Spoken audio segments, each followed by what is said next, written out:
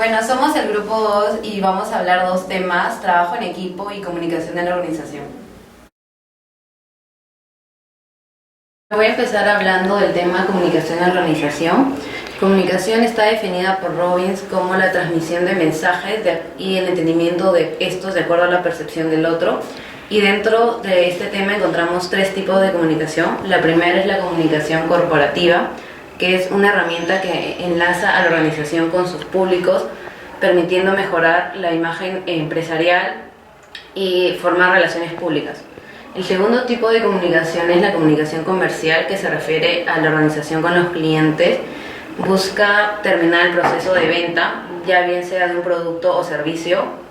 Para esto se debe conocer bien a los clientes, sus gustos y preferencias, y que el mensaje de comunicación les haya llegado claro y sea entendible. Y bueno, finalmente tenemos el tercer tipo, que es comunicación interna, que se refiere a la comunicación dentro de la misma organización.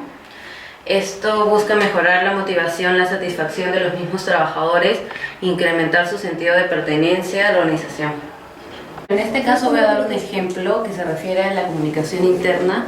En Nissan España la comunicación interna es manejada por el área de recursos humanos. Eso es la información que encuentro en la presentación. Y también dicen que esto es una estrategia para motivar a los empleados y fomentar su desarrollo integral.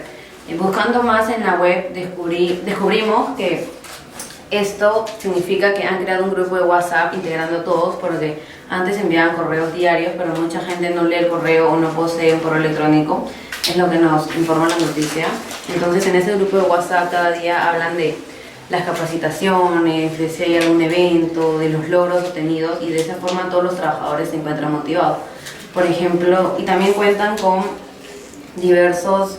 es una forma de identificar a la empresa que está por cada oficina.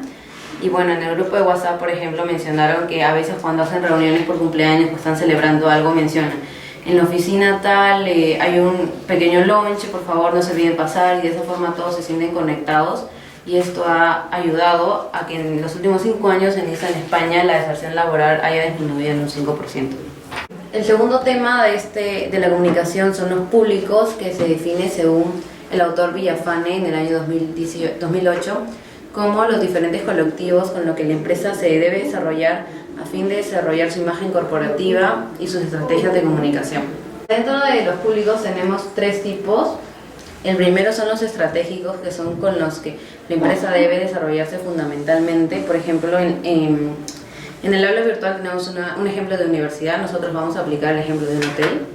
En este caso, los públicos estratégicos serían las personas que tienen contacto directo con los huéspedes, es decir, los recepcionistas, los que tienen el desayuno, el personal de eventos, todo eso. Y bueno, el siguiente es táctico. Esto significa que no resultan vital para el desarrollo empresarial, pero sí son importantes. En este caso podría ser las áreas administrativas de un hotel, ya que al no ser operativas no tienen un contacto directo con el huésped. Por ejemplo, el área de marketing o el área de ventas o la gerencia. Y finalmente tenemos los públicos coyunturales, que la importancia de este público tiene un carácter episódico. Por ejemplo, en este caso son los proveedores, ya sea del área de blancos, de alimentos y bebidas, y otros hoteles cercanos como competidores.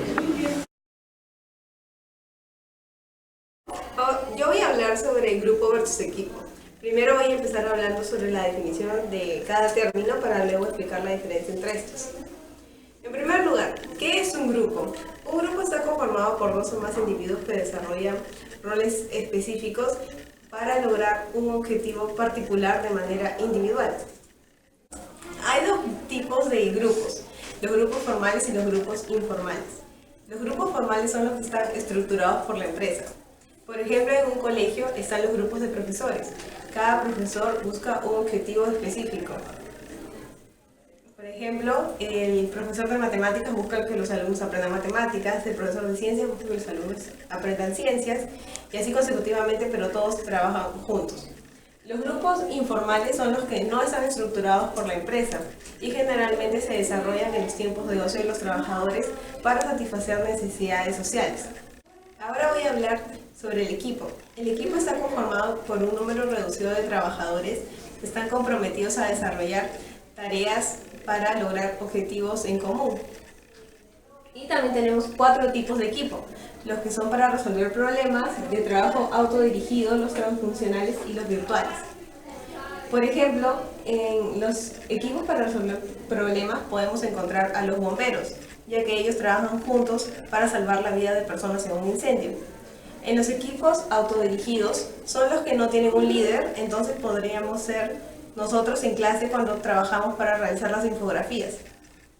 Los equipos transfuncionales es que no importa el nivel jerárquico de las personas. Por ejemplo, en una cocina todos trabajan en equipo como el chef, los subchefs y los cocineros.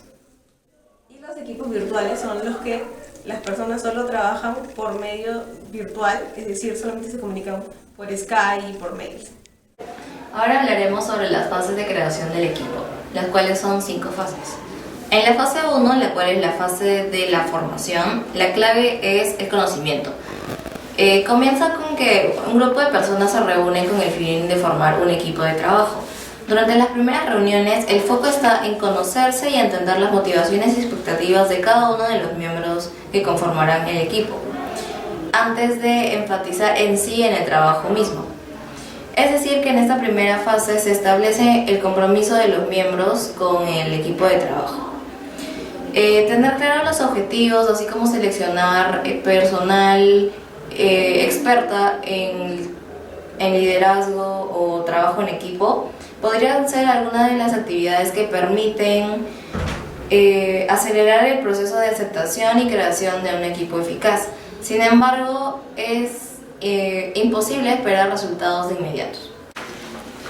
La segunda fase es la fase del enfrentamiento o la fase de la tormenta, por así decirlo, ya que a medida que los miembros se van conociendo y evaluando mutuamente, suelen surgir conflictos sobre el liderazgo. Se cuestionan constantemente quién debería decidir, a quién debería consultarle en caso de problemas o este tipo de preguntas.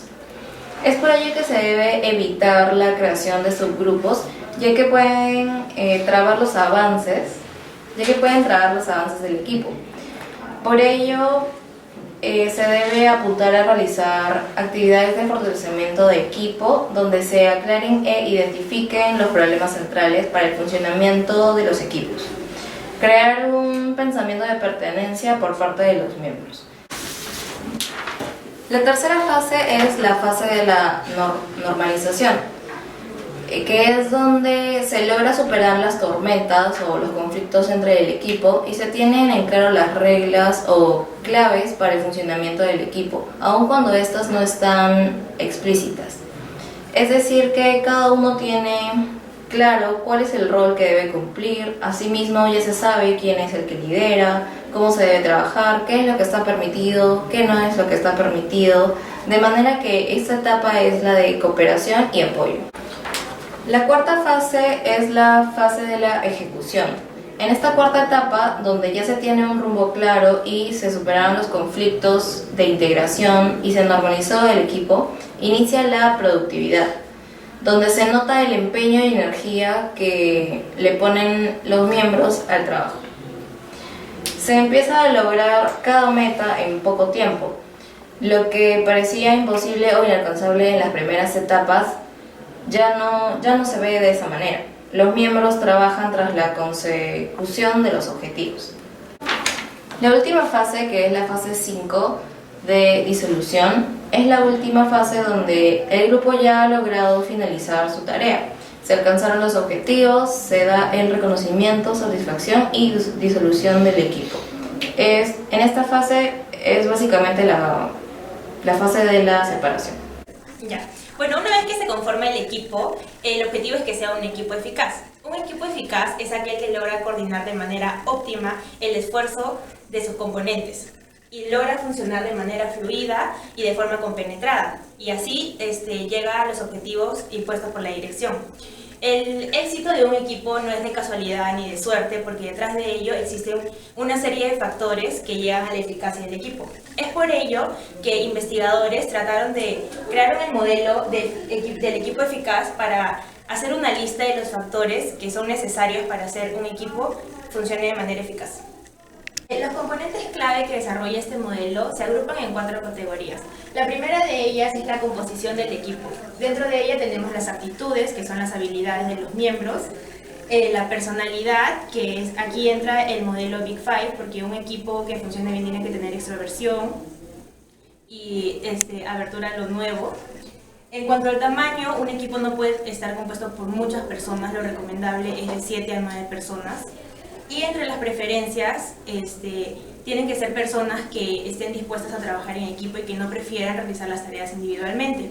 También tenemos la asignación de roles, que te tiene que escoger a los miembros del equipo de tal manera que todas las actividades y tareas estén cubiertas. Y por último, la diversidad, que no siempre es beneficioso para un equipo, porque estudios revelan que mientras más diverso el equipo, menos desempeño tiene. En la segunda categoría tenemos el diseño del trabajo. Un equipo eficaz no solamente trabaja en conjunto, sino que toma responsabilidad colectivamente.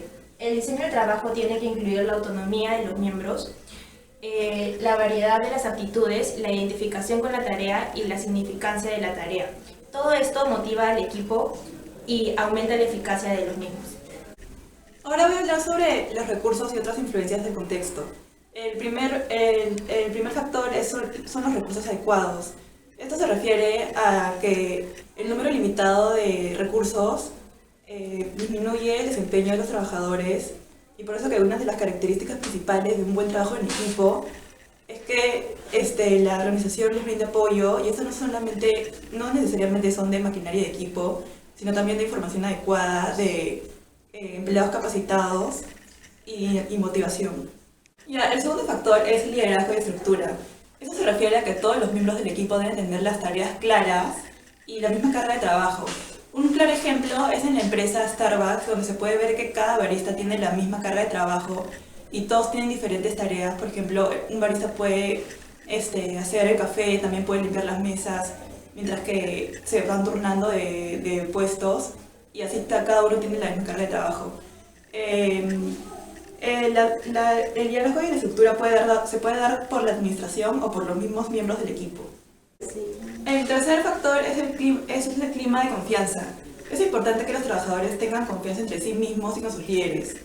Por eso se facilita la cooperación y se fomenta también la unión de grupo, y no es necesario que estén siendo constantemente vigilados. Un ejemplo de este factor es, por ejemplo, en la empresa Lieberman, donde los trabajadores tienen confianza entre sí mismos porque no hay un líder que les dice qué hacer, y entonces ellos tienen las metas claras y una gran confianza entre ellos. El cuarto factor es la evaluación de desempeño y el sistema de recompensa. Para eso las empresas no solamente deben premiar el desempeño individual, sino también deben recompensar a todo el grupo para que así sean motivados. Ahora voy a hablar sobre los procesos. Primeramente se debe establecer un propósito y un plan común. Un plan común proporciona dirección y compromiso entre todos los miembros del equipo. Por eso es importante que se establezca y se conforme un plan que motive a todos los trabajadores. El segundo paso es establecer las metas específicas. Un propósito común debe traducirse en diversas metas que deben ser medibles, realizables y alcanzables. Estas metas llevan a un mejor desempeño, a una mejor comunicación y concentran al equipo para el cumplimiento de sus propósitos. Luego se encuentra la eficacia del equipo. Se puede hablar de eficacia del equipo cuando los miembros del equipo tienen confianza entre ellos mismos y pueden triunfar en el cumplimiento de sus objetivos. Ahora voy a hablar sobre los niveles de conflicto. No siempre un alto nivel de conflicto trae consecuencias negativas para la empresa, sino también puede mejorar la eficacia del equipo dependiendo del tipo de conflicto. Por ejemplo, los gerentes pueden tener diferentes puntos de vista en diferentes temas y pueden llegar a un acuerdo para que todas sus ideas sean utilizadas. Por último, se encuentra la pereza social. Esto significa cuando un miembro del equipo se confía del trabajo de los demás y deja sus actividades de lado. Esto puede traer un impacto negativo para la empresa. Por eso es importante que las empresas evalúen el trabajo colectivo e individual de cada persona.